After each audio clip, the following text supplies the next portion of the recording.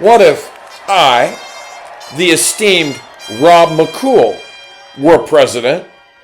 What legislation would I sign into effect? To learn the details, stay tuned.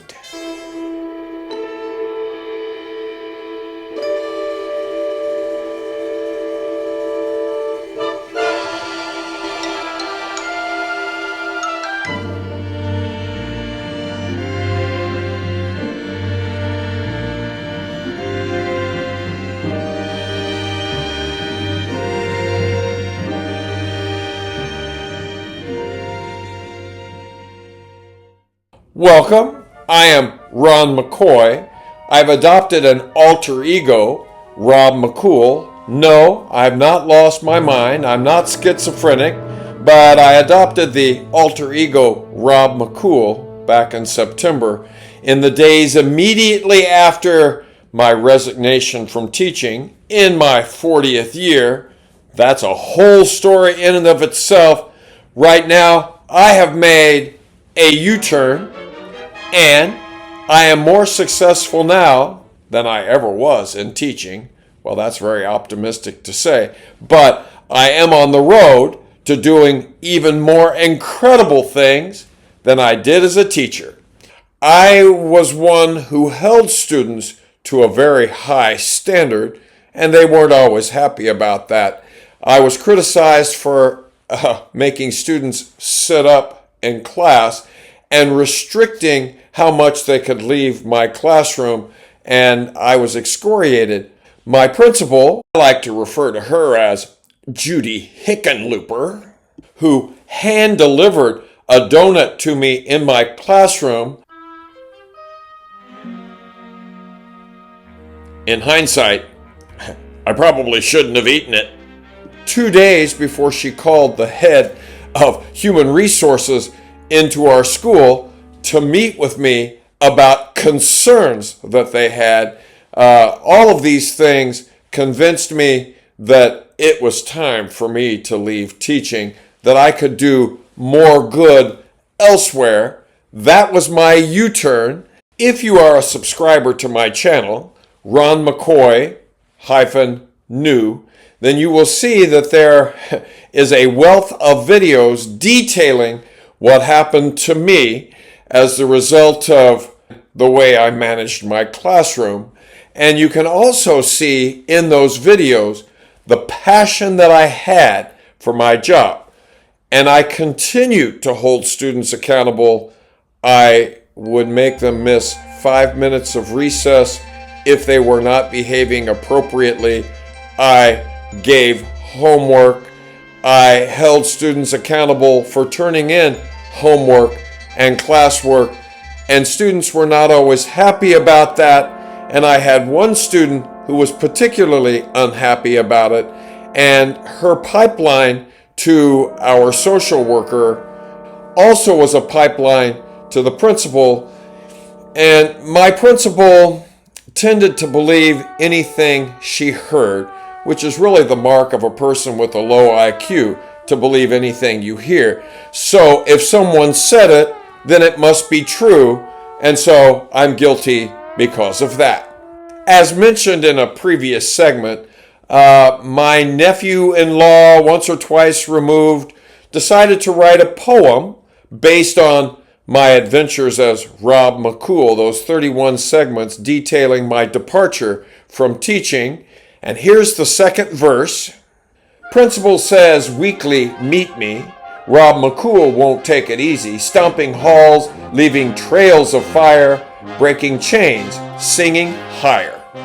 That reference to meeting with the principal once a week. She had the audacity to think she was going to put me on a plan. In other words, it would be her way of getting me to lower my standards and make everybody happy rather than holding them to the highest possible level. And I wasn't going to put up with that, which is one of the reasons why I departed.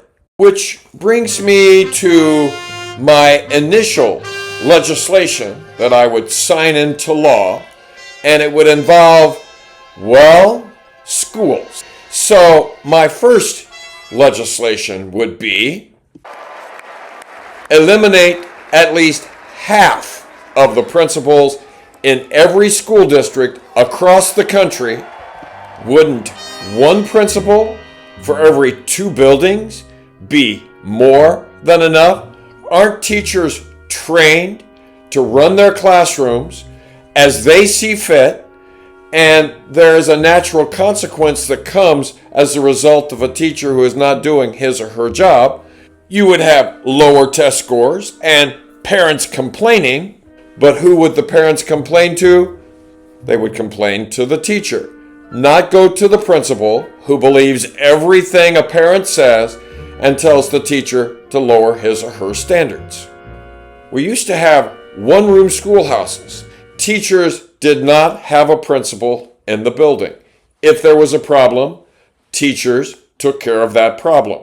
There was a district superintendent who could help out as necessary, but was not micromanaging what teachers were doing on a daily basis. But you're probably thinking, those days are long gone, because time was children came to school ready to work and learn. Social emotional learning was not necessary because that was taking place in homes. I contend that social emotional learning is taking place in most of the homes.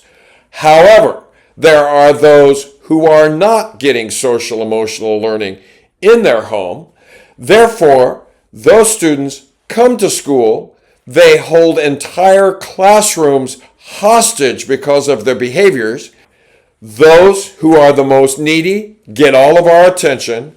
Those who are there to learn, they are victims of those who don't come ready to work and learn.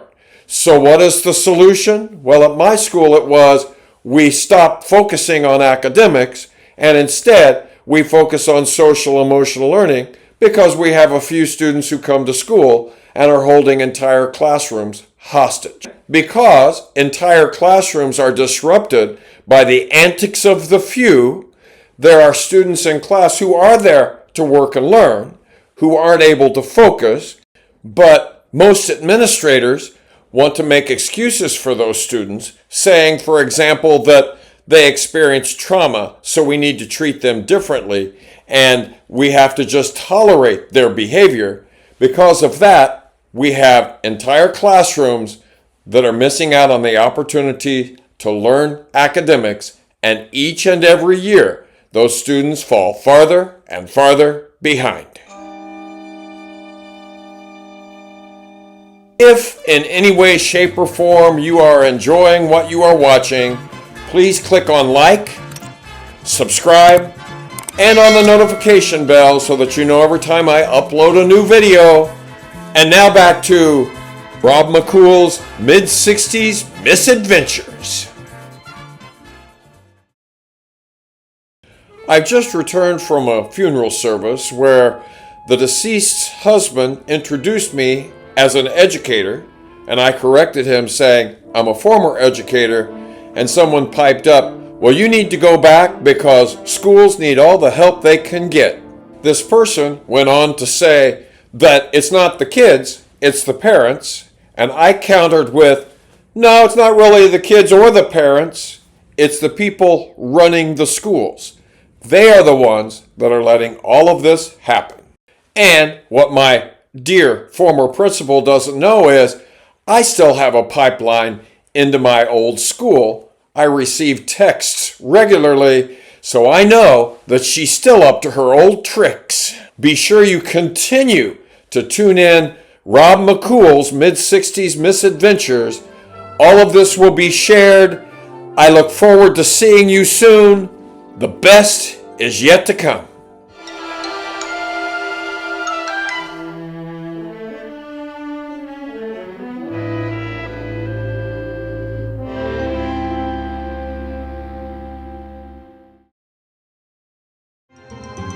Be sure to tune in The Dark Side of Ron McCool. New episodes appear every week on Thursday at 7 p.m. Be sure to join me.